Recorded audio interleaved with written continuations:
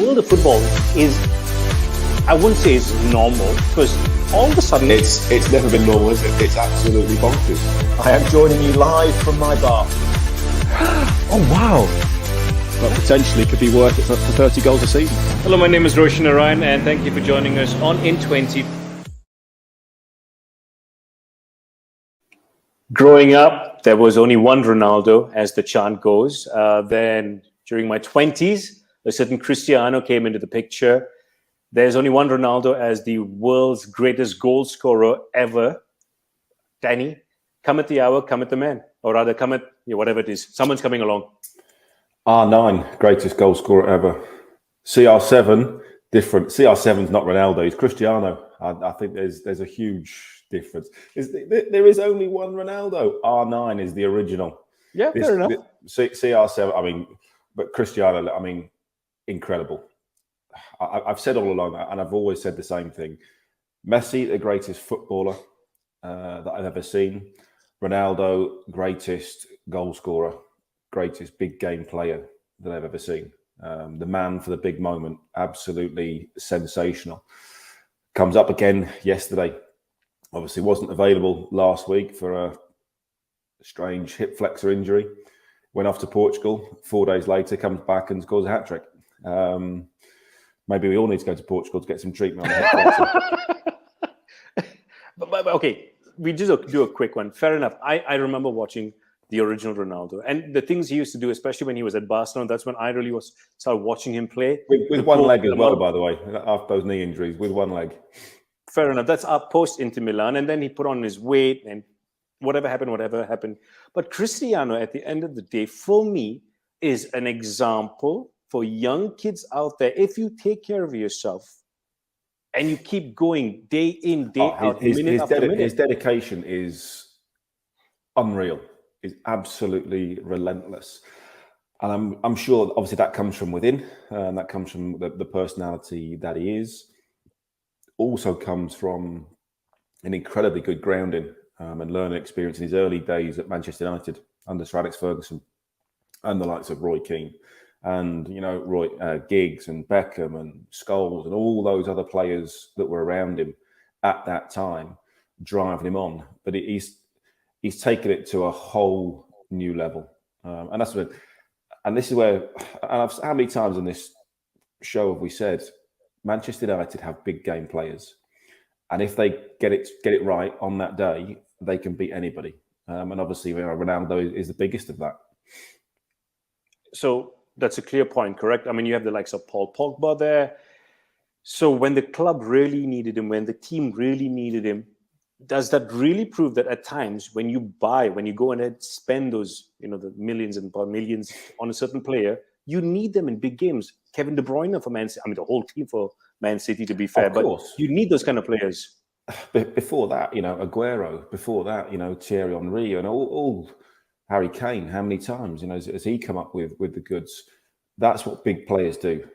Big players perform on the biggest occasions. Didier Drogba, how often did he score in cup finals? With that big moment, that crucial moment, just simply outstanding. And I think, and that's what Ronaldo has done throughout his whole career and continues to do it. The problem with Manchester United is they seem to pick and choose when they want to do it. And they don't always do it at the same time, which isn't enough to have consistency to win a title or to win something. And that's been the problem at Manchester United now since Mourinho left. Okay, we talk about they're being inconsistent. Okay.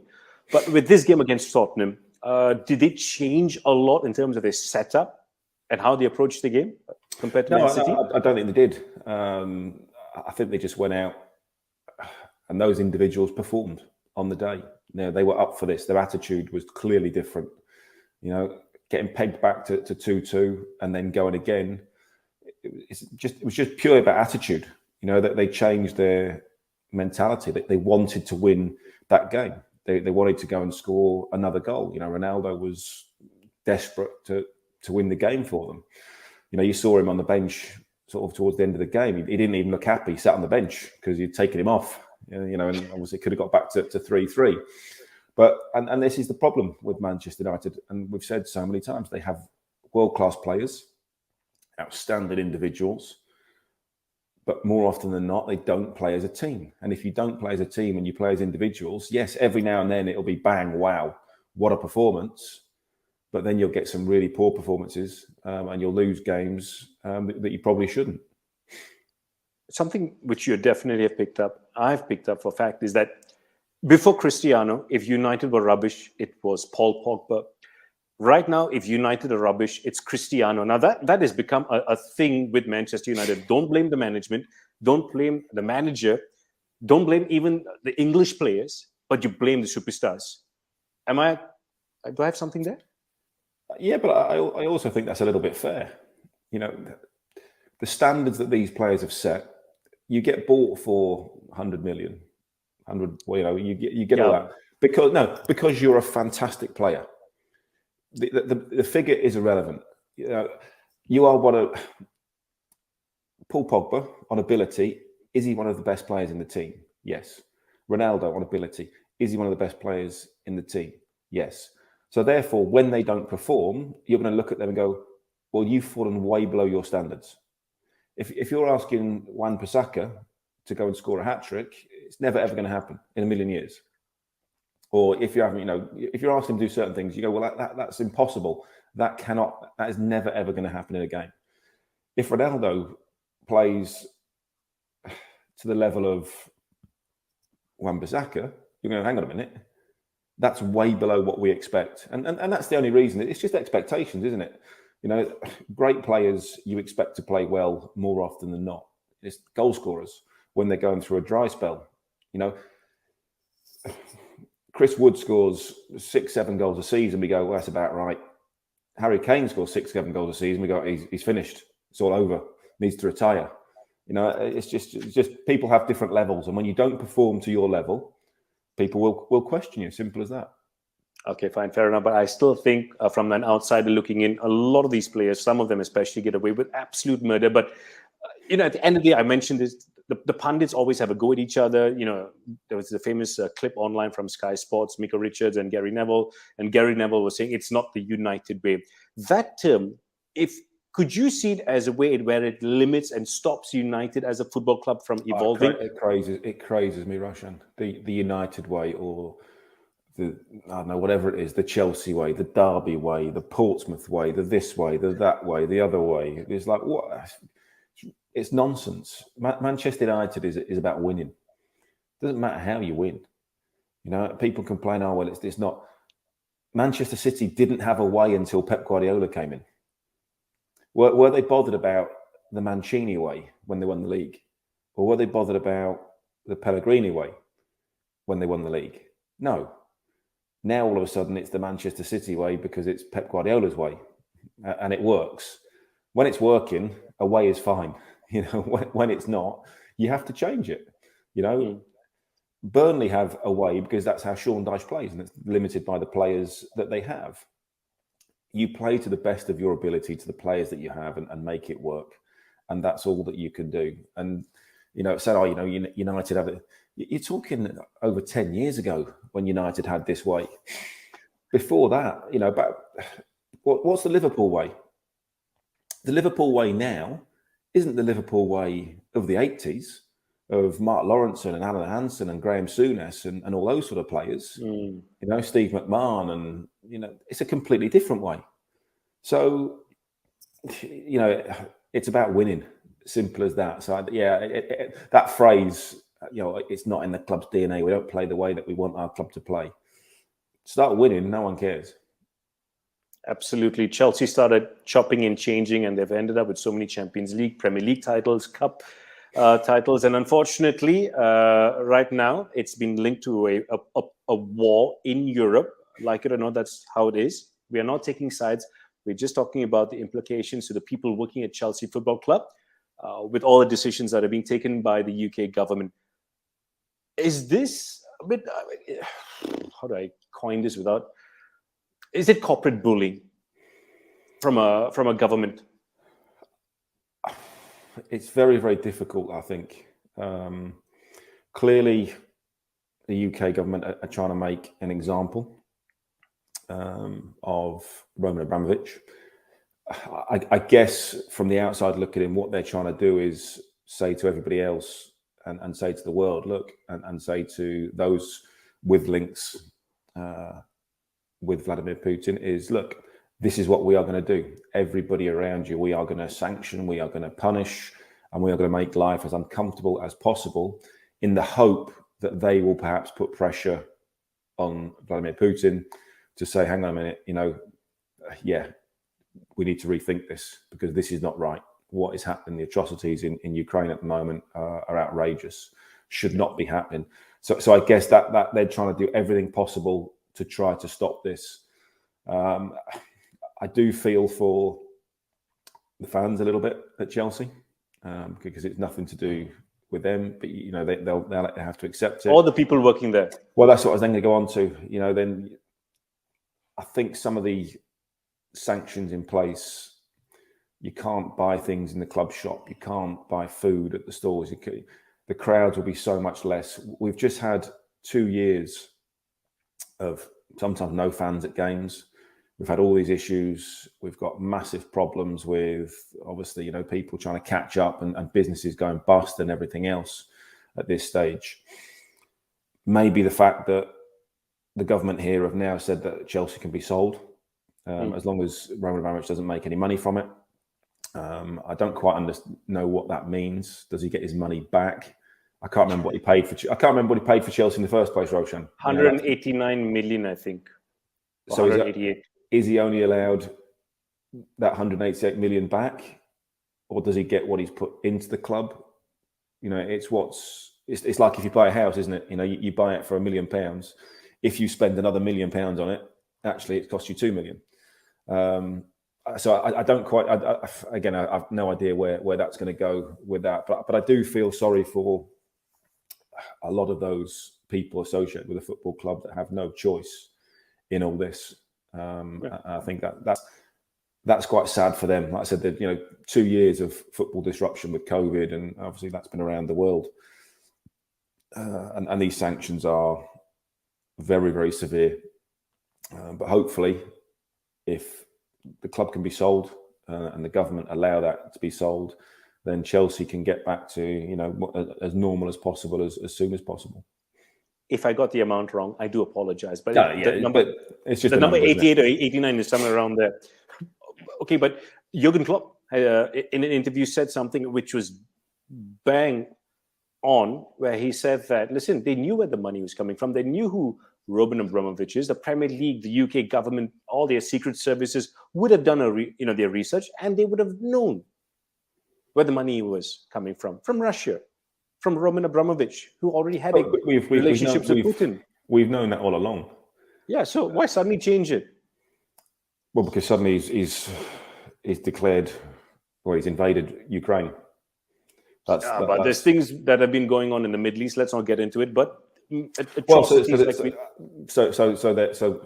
there we go. So where do you draw the line? And this is the problem.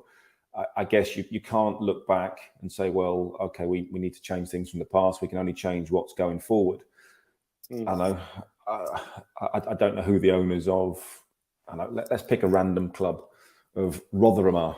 In all of a sudden, if something suddenly now happens and they've got links to whatever happens there, then you punish. You have to be punished. You can only punish for what's happening now. You can't go back 20 years and go, well, we know about this. Because undoubtedly, there will always be something that happens somewhere along the line.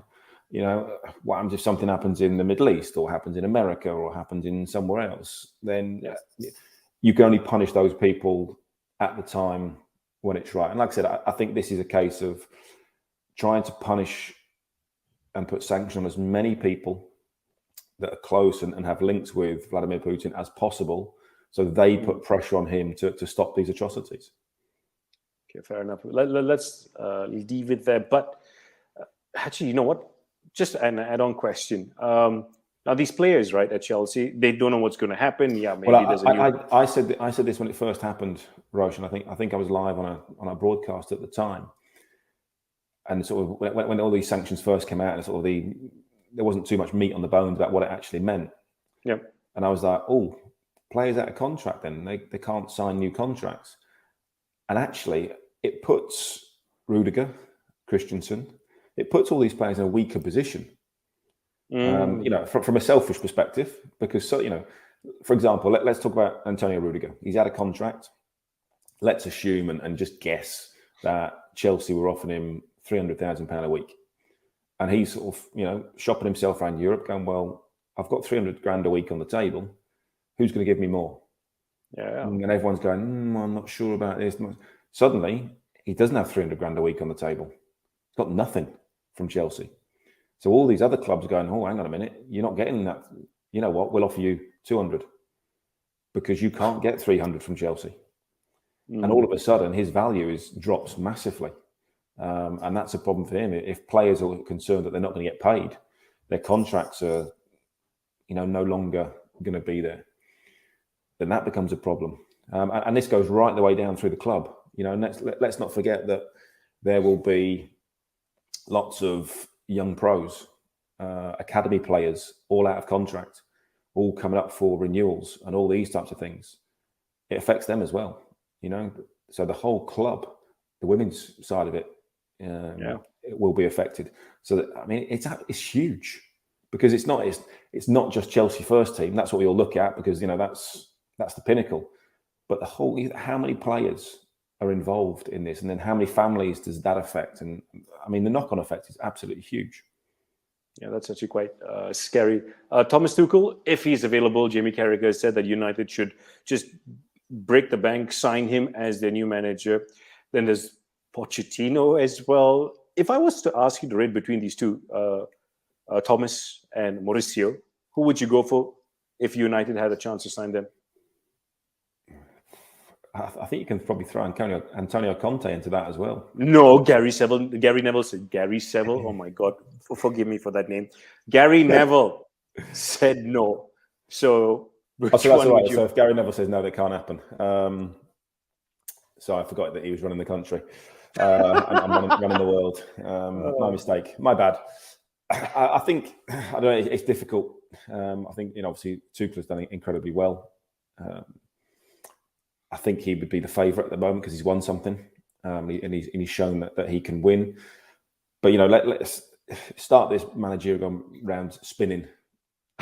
Pochettino wants to go back to Tottenham by all accounts. Conte could leave. Conte, you know, if Chelsea get bought out, what happens there? Who, you know, is there a scenario where Pochettino could go back to Tottenham, Tuchel could go to Manchester United, and Conte could go back to Chelsea? In this bonkers world that we call football, there probably is a scenario where that happens. But okay, I'll make it easier. Rate the three of them. You mentioned three names. I mentioned two. So I'm going to put you on this spot. Senor Mills. Tuchel, Pochettino. Conte, Pochettino. Say that again. Tuchel, Conte, Pochettino. Is that because Pochettino has not proved himself? Has PSG progressed under him quickly? We got a minute. No. Yeah, he won the French league, won the French Cup as well. Well, I mean, there's only 1.5 teams in that league. So it's not that difficult, is it? Yeah, okay, fine, fair enough. So United might get it wrong again if they sign Mauricio Pochettino. No, not necessarily. I think if Ranić stays above that as technical director, I think that will work. But they've got to get the right person. Obviously, they've got to get the right head coach, and then they've got to get their recruitment right, which they haven't got right for a long, long time. All right, Danny. It's Gary Neville, not Gary. You know that. Never mind. Let's not go there. It's a very deep, dark dive into the internet. Danny Mills, thank you very much. I shall see you next week. All our talking points, including me fluffing up names, on our Twitter, Instagram, and Facebook page. Till the next time, take care.